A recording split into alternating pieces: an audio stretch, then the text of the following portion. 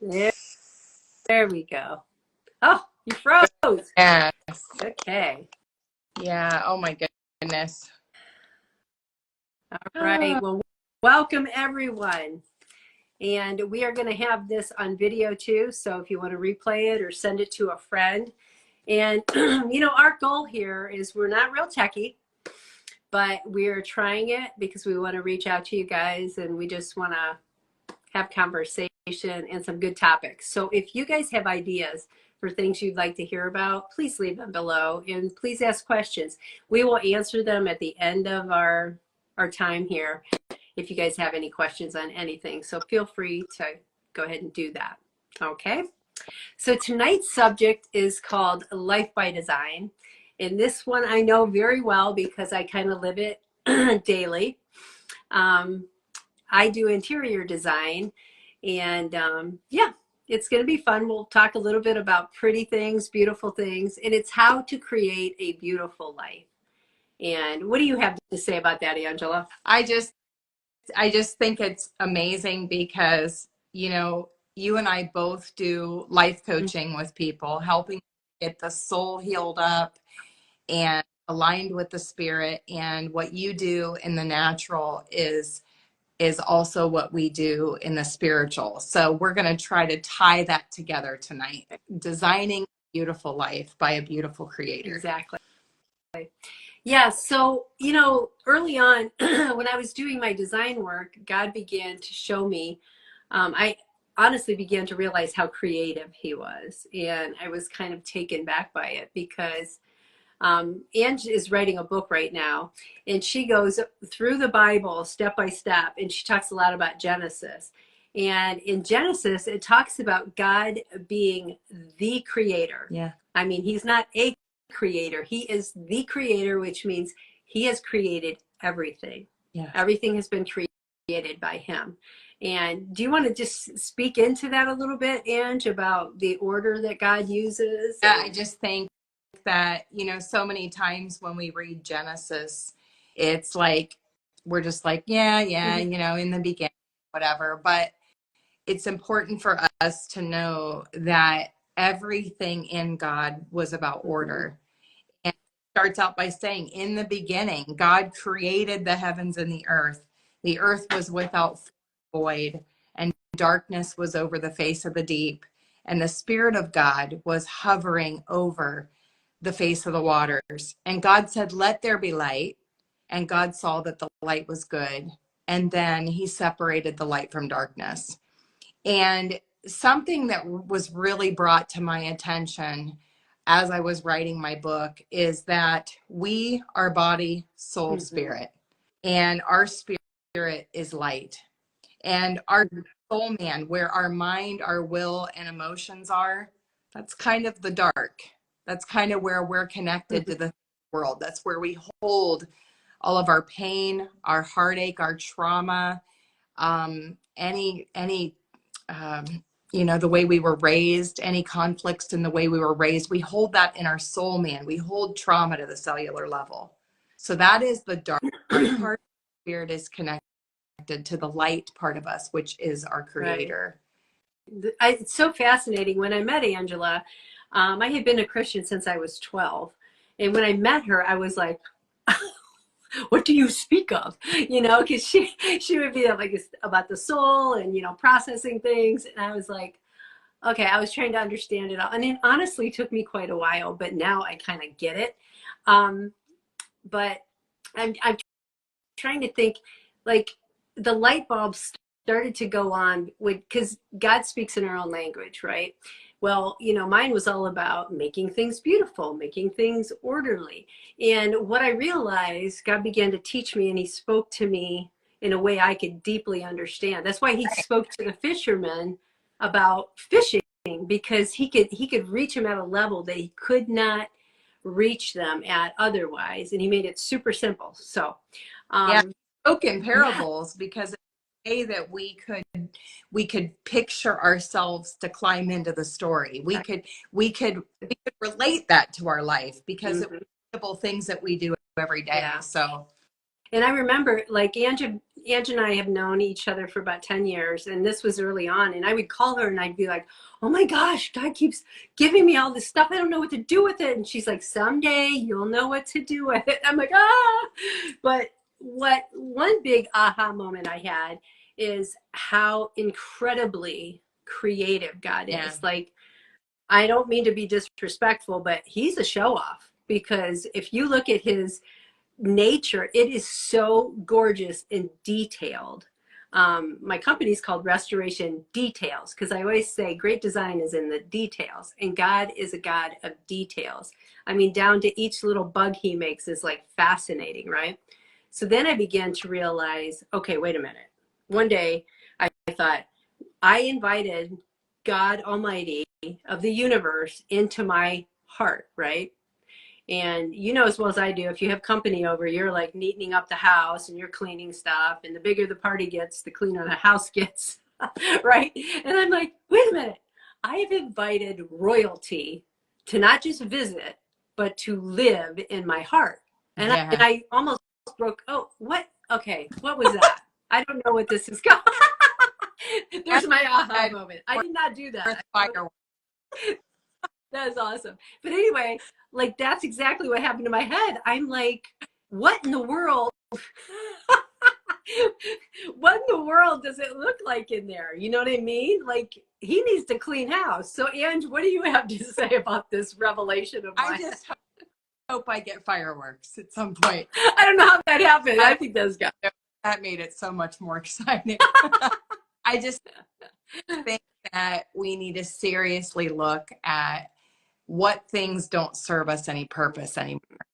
You know, we have our own little home church, and I was sharing today with a group of people that I believe when we hit what they call a midlife crisis, I believe that it's our cellular trauma, our things that we've been hanging on to with all of our own grit and determination, our own power and strength, which doesn't work. It eventually falls through because we were never meant to do things by ourselves. right. But I believe a midlife crisis is when all of this stuff that was never meant to be yours bubbles up and God says it's time to deal with it.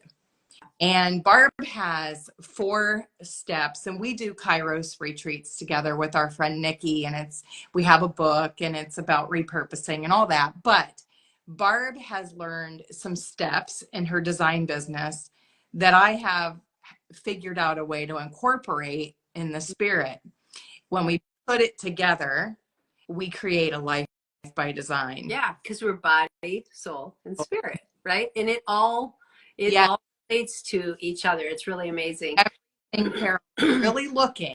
If you're really taking the time to look and pay attention, everything has a parallel.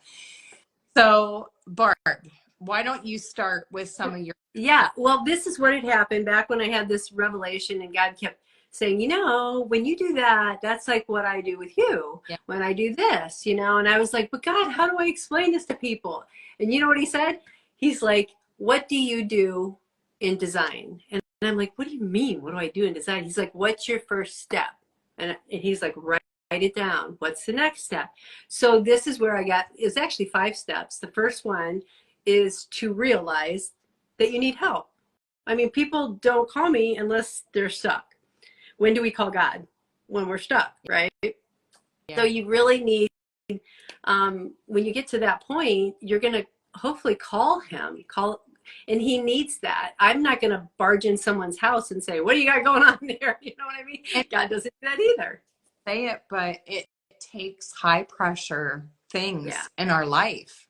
You know, it takes a catastrophe. Just like when Barb walks into a home, you know, maybe the cupboards are falling off the wall, or maybe there's a structural catastrophe and all of a sudden they're seeing cracks in the walls, or you know, whatever. It takes us going through something Yeah, that there really are different abs- levels that I show up at someone's house. yeah, And, you know, most of the time when people have called on me before, they're upkeeping things. They're just improving them. And it's the same with God. You know what I mean? But there's other people that have spent a lifetime trying to build their own house, and they don't know how to use a hammer even, and it's about falling down. You know what I mean? I'm like, so yeah. So your first step is to realize you need help, and second is removing things. Like when I survey a situation and I already have in mind what they're wanting, I'm looking at things, and there's things that are extremely obvious that need to go, and there's some things that are not so obvious. Yeah. And what's that like in our Oh, life and in the oh spirit? my, well, how about we picture this, okay?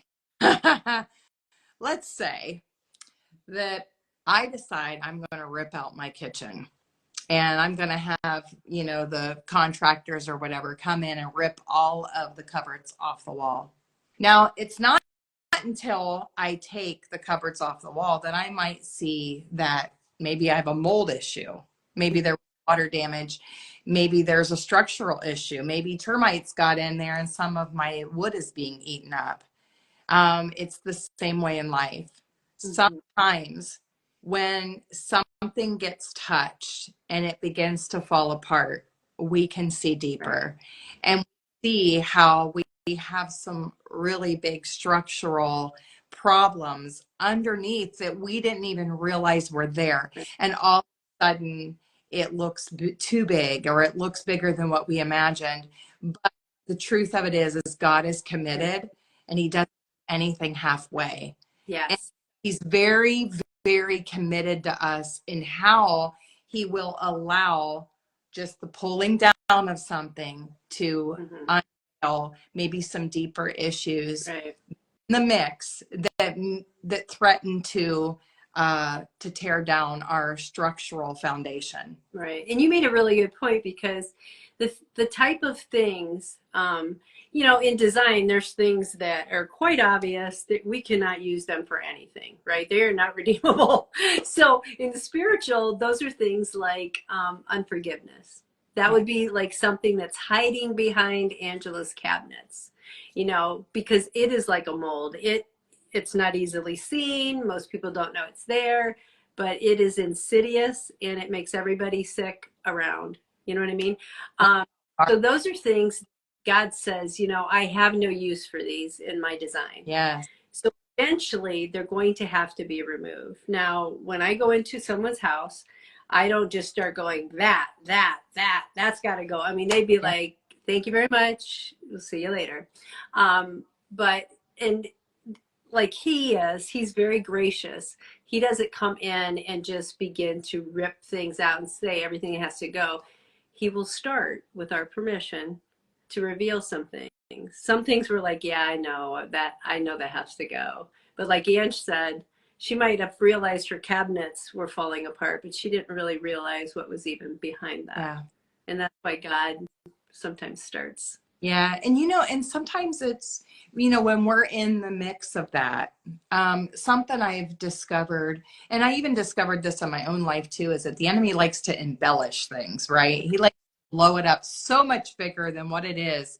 Because if he can make this problem seem huge and hopeless, then it diminishes the size of how big God is. Yeah. And so we really have to be careful that while we're in this rebuilding stage, that we are in the scriptures and we pay close attention to how big God is. He's got to be bigger than the problem in front of you. Right. You have to trust your designer, trust me. Because when things start coming down, I have people looking at me like, you're sure about this, right? And I'm like, it's going to be good. I can see it. And they're like, okay, I'm glad you can see it because I can't see it. So and then what is our third step is repurposing. So then I begin to look around and I ask questions, the things that really have meaning to people. Obviously, we don't go in and just take everything out and start all over. And God doesn't do that either. There's things that He has placed in our life that have meaning, whether it's a relationship. It could be our spouses. And, we get to the point sometimes we don't care for things really well sometimes, and they look pretty beat up to the point where we get to the point where like it's broken, I'm tired of it. It's not what I used to love it. I don't love it anymore. And we're ready to throw it out. And I've had people say, yeah, I'm getting rid of that. And I'm like, are you serious? we could so use that. That's awesome. And they're looking at me like, really? And, and then they begin to say, well, this is the way I did feel about it. I wish I could use it. And we can repurpose things. And that's what God does in our life. He Yes. begins to, yeah. Yeah, he does. It's really amazing that, when I was in the mix of all of, the pain and the depths of God rebuilding me, it was really hard for me to imagine that he loves the things that I love. He actually takes pleasure in the things that bring me pleasure. I mean, with reason, of course. But, when we were repurposing my life, I began to dig up these old treasures, these things that I forgot that I had, these things that I forgot that I loved. I started to write again. I started to write poetry again. I used to write songs, and I was writing songs again. And I was realizing that all of this stuff that I used to find great pleasure in began to come alive again. And that's what happens when we begin to line everything Yeah. up structurally with God in the order. Then you begin to realize that there's some things in you that he placed a long, long time ago. Yeah. And some of us on here are so creative. Yeah. And, You're all you creative, know, just in really different ways. absolutely. You've got And you cook. realize he put that in you. Yeah. He put that in you because It's funny. Yeah. He is so creative. And I always tell people this, we are his kids, right? And you know how you'll have 10 kids. Well, not everybody's got 10 kids, but if you had 10 kids, they don't all quite look the same, right? And you're like, gosh, they're so different. So and so does this one wants to be a businessman, this one wants to be a mama. But they all, you're like, oh, got my eyes, got my nose. And I mean, God needs this many kids of all these generations to even come close to get flickers of who he is. Okay. So yeah. stay with me. He's the most creative being ever. And like, I think he just loves living in us and through us. Like when I was painting my wall, like I was doing all this stuff, and I could feel his pleasure. Like, you're using it, you're doing it, just trust it, just do it. And we're doing it together. And it sounds crazy, but I don't know how we got on this. But he loves the things that we love, and he loves to repurpose the things that he's placed in us because they were there for a reason. Even though they get broken and we're ready to give up on them, right? He doesn't give up on them. Absolutely. So, okay, so that's the repurposing stage. And all these things steps will continue to happen throughout our life. Like I always say, you don't get in a house and never, you know, uh, redesign a room or freshen it up. God's always working in us, but sometimes when he comes in for the first time, he's got a makeover, an extreme makeover to do Oh, sometimes. absolutely.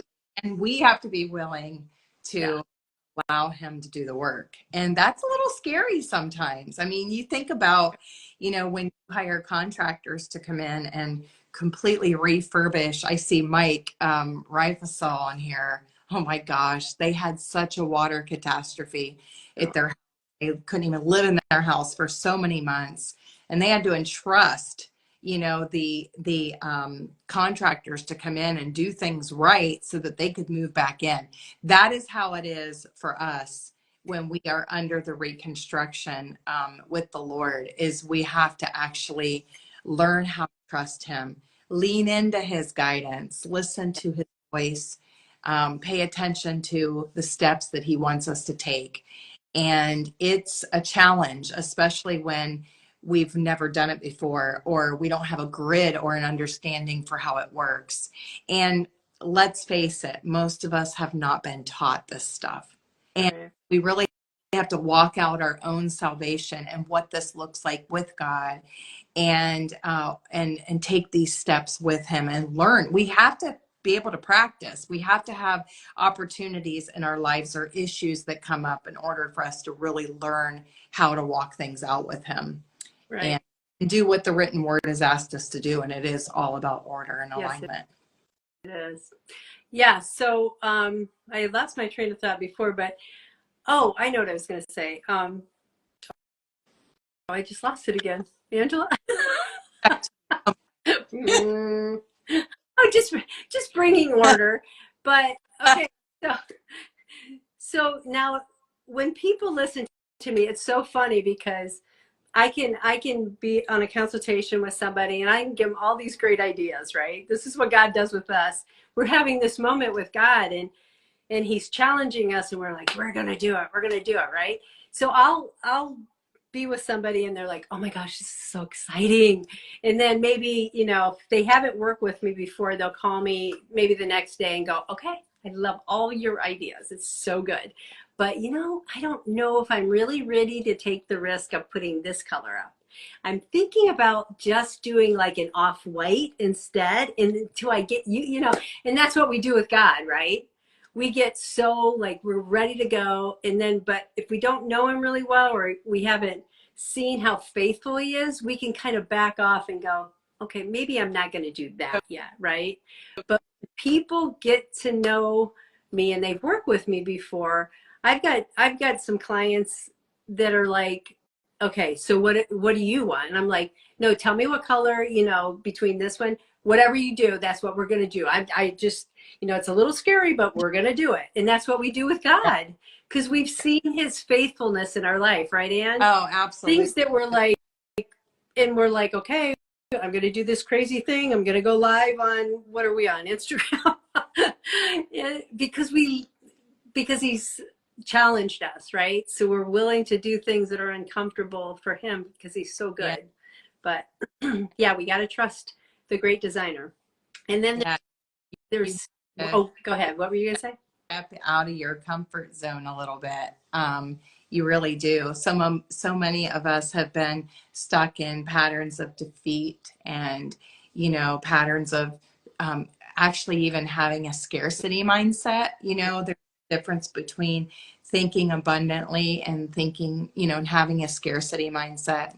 When we have a scarcity mindset, we've been raised that way, we're going to sabotage ourselves and we're not going to understand that we're made for greatness and we're made for more. And if you do believe that you are made for more, all you have to do is take a walk outside and look at the flowers, how they're intricately woven together, and the trees and the different fruits and the wildlife. And when you can see the vastness of God's creativity, Yeah. you know that he has made you for more. Yeah. And he's in the business of creating a beautiful life for you. And it's not always comfortable. It is a removing, a repurposing. And then we move into the redeeming.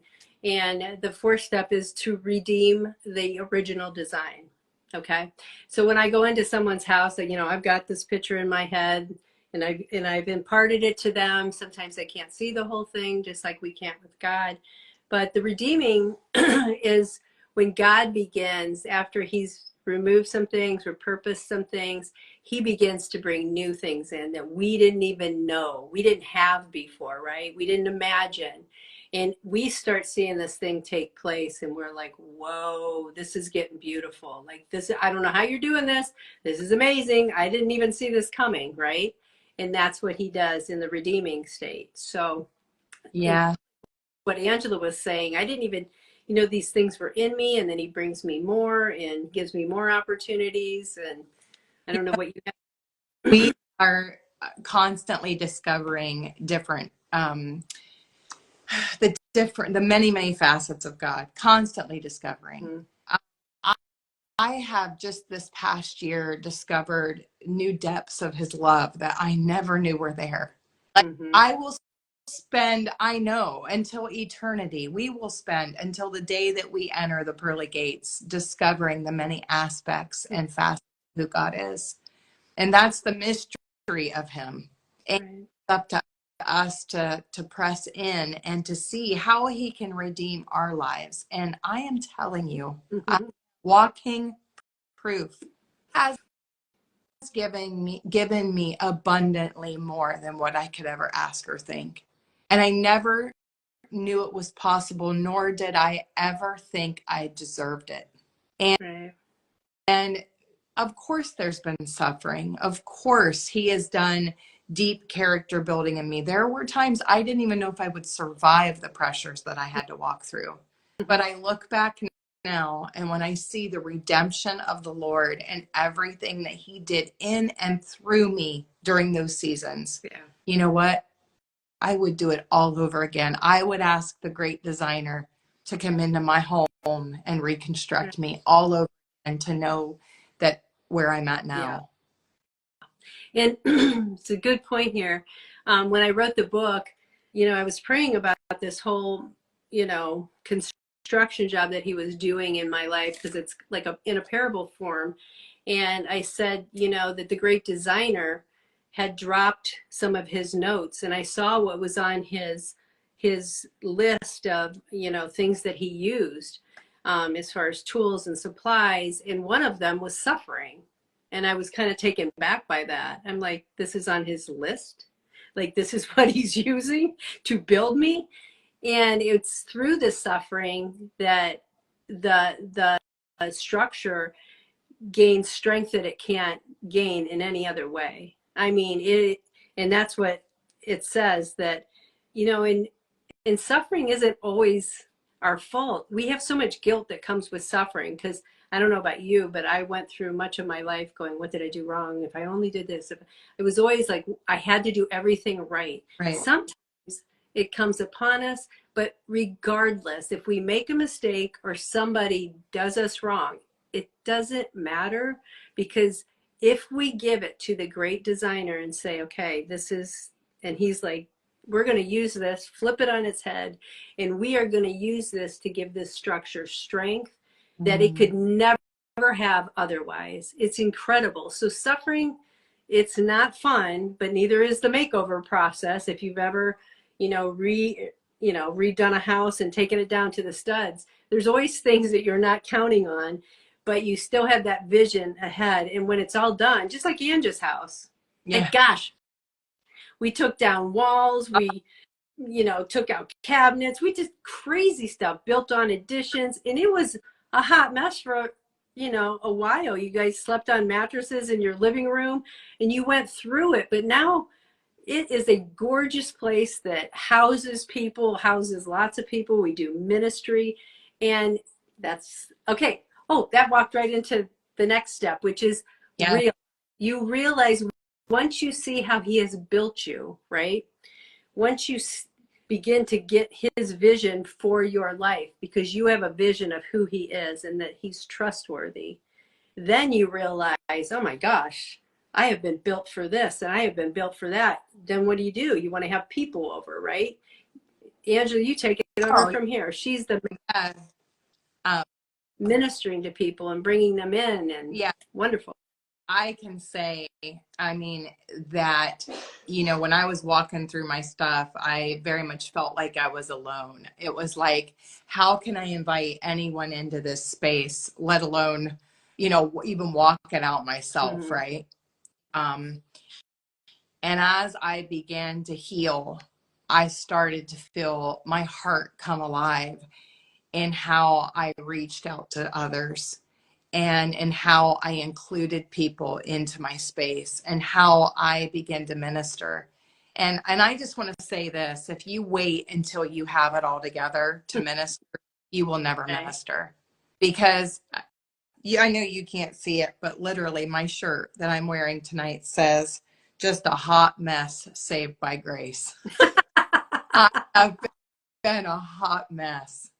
You're a wonderful hot mess. I love you. Well, I, I She has walked me through some treacherous ground and helped me rebuild many things.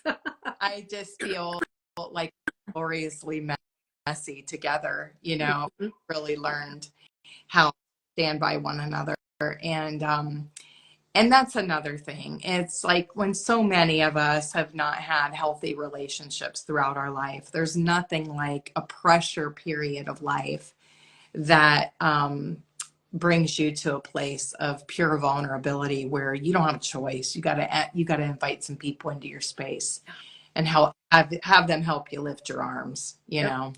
And so yeah, here I have this house. You know, little did we know 5 years ago when we completely pretty much gutted some of it and started over, how it would be an open space for such goodness. We host conferences here, you know, ladies' weekends. And you know what is so amazing is my best friend Barb helped me do this, helped me create space.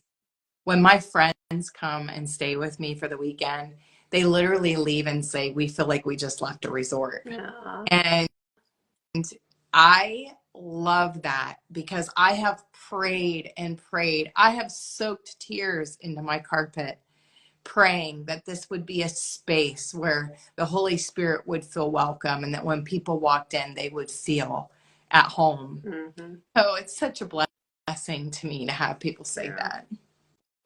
Okay, so we are not going to keep you too much longer because it is 8:32 and we're trying to keep it to a half an hour.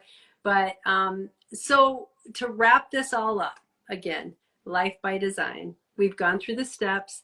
You got to recognize you have a need, allow the great designer to remove what needs to be removed, allow him to repurpose, redeem the original plan that he has for you, and then realize what you're built to do. And then you got to go get them. Just got to take it. And I will leave you with, and that's how you create a beautiful life, right? Body, soul, and spirit. And then Ange is going to tell you what we got coming up next, which kind of piggybacks on, we've had retreats at Ange's house, and we have another one coming up. Take it away, Ange. So exciting. I mean, so exciting. So, ladies, sorry, guys, not this time. April 19th and 20th. We have a beautiful place reserved, and we're not going to give you the location yet. It is in Ohio. It's close to Dover, Ohio. But we have a beautiful, like, barn resort reserved. And it is for a women's weekend with Barb and I. Now, stay in the same place, which is something new. Fun. We'll spend the night together. We'll have, you know, round the table discussions. We're going to eat together. We're going to cry together. We're going to laugh together. We're going to, and I mean, let's face it, Barb, like when people spend time with us, they end up laughing because we're like, you're either laughing or you're crying. And I say crying ain't that much fun. So laugh. So we know how to have a good time. Just ask us, we'll tell you. But if you think you'd love to spend the weekend with us, April 19th and 20th, make sure you allot that time, set it aside, and we'll have more details later. Yeah. Okay, so I don't know if anybody has any questions. Yeah. I don't think. Yeah, any questions, guys? Pop them in the comment right now if you guys have any questions. Yep, we're just going to wait a little bit. Let's wait a little bit, see if there's any questions that you would like to answer about repurposing and design and or how to walk things. Yeah, it can even be a design question if you have it. Free advice here. And we are going to do these every Sunday night, same time, 8 p.m. Eastern, every Sunday night. We're always going to have a different topic. Yeah, Ange, why don't you tell them a couple of the topics? They're kind of hot topics. So some of our topics are the fear of God, friendship, the secret place, you know, that place of intimacy that you draw with the Lord. Oh my gosh, narcissism. We're going to talk about narcissism. Okay, that's funny. Did you see what just happened? That happened the first time we ever met. We were like, oh, that's what it was about. We walked through some very narcissistic relationships. And if you've ever been a part of that, I didn't even know what that was. I had heard of it, but when it was all happening, I was like, God, help me make sense of this. And this came up in my feed and I read it and I was like, yeah, that's what that is. That's my life. So we will take it on in a serious way, but we're going to have fun too, because like I said, you're either going to laugh or cry. Crying's no fun. So we're going to laugh a little bit, right? So we need ideas from you too. Yeah. If you've got topics that you want for us to cover, we'll do that. I don't see any questions. Okay. Go ahead. Well, yeah, I think we're going to end it tonight. Angela, do you have anything you want to add? I don't. I just thank everybody that jumped on tonight. I see a lot of faces, names that I recognize, and I appreciate your support. Oh, here we go.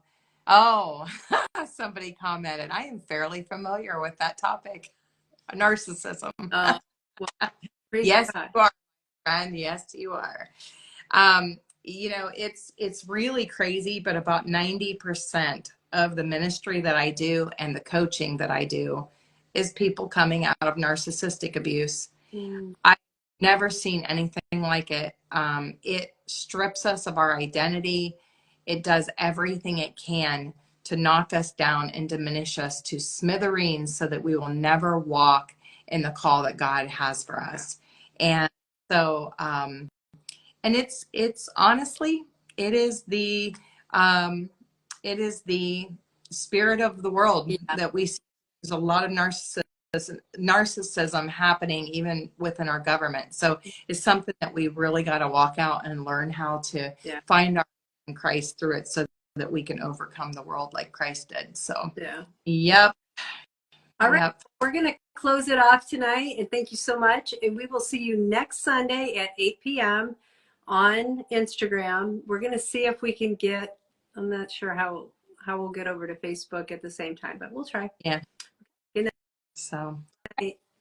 talk to y'all later. Good night. See you next Sunday at 8.